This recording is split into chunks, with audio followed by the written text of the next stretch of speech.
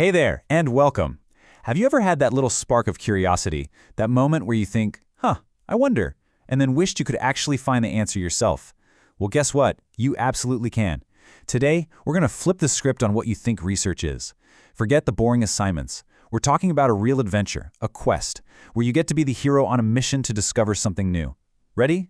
Let's get into it. You know, every single great discovery starts with a question. And they don't have to be these huge, earth-shattering questions either. Sometimes they're about the little everyday mysteries, like, seriously, where do all the socks go?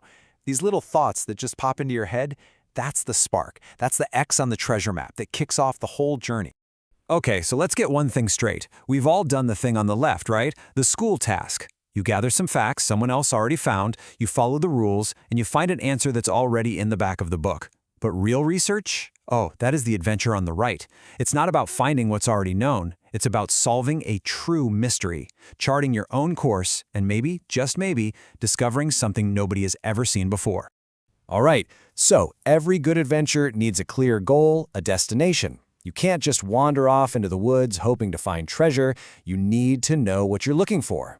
This first part of our quest is all about taking that vague frustration, like our lost sock problem, and turning it into a super defined mystery that we can actually solve. And check out how we do that. It's like focusing a camera. We start really broad with the context. Okay, laundry is a thing we all do.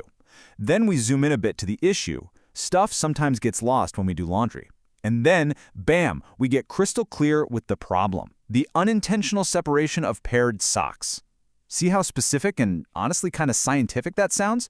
Now that is a problem we can sink our teeth into. So once we know exactly what mystery we're trying to solve, we get to the really fun part. This is where we let our brains run wild. It's time to come up with all the creative, maybe even completely ridiculous ideas we can think of. We call it brainstorming, and the number one rule is there are no bad ideas. It's all about pure creativity. And here's what that can look like.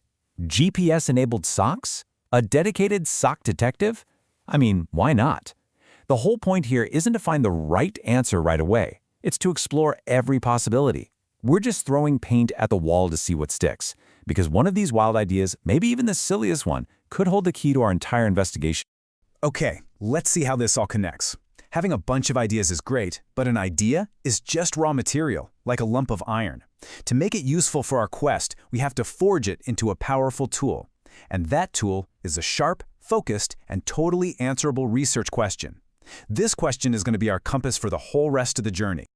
So let's take one of our ideas from the brainstorm. Socks that don't get lost. It's a fantastic goal, right? Super clear. But as a research tool, it's a little clumsy. How would you even test that? What are you measuring?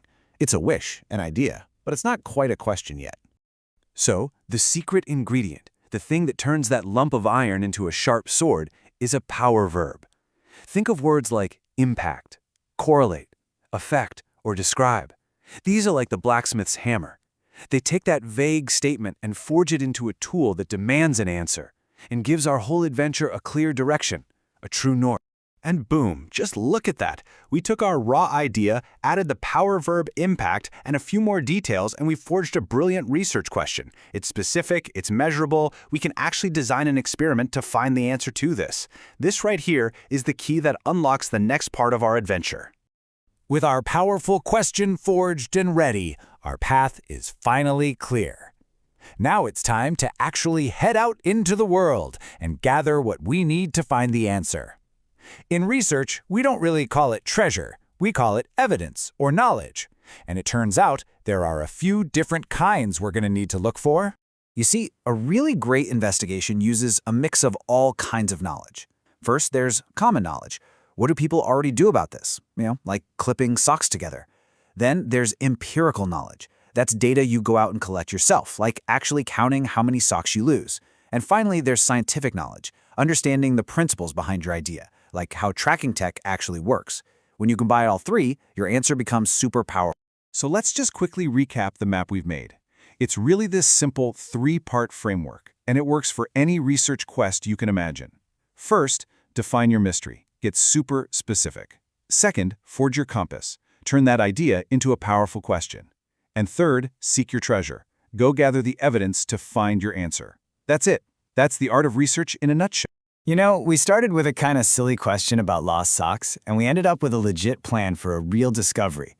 This process works for anything, from the small stuff to the really big, important stuff. The only thing you need to get started is that little spark of curiosity. The adventure is out there, waiting for you. So what mystery will you solve?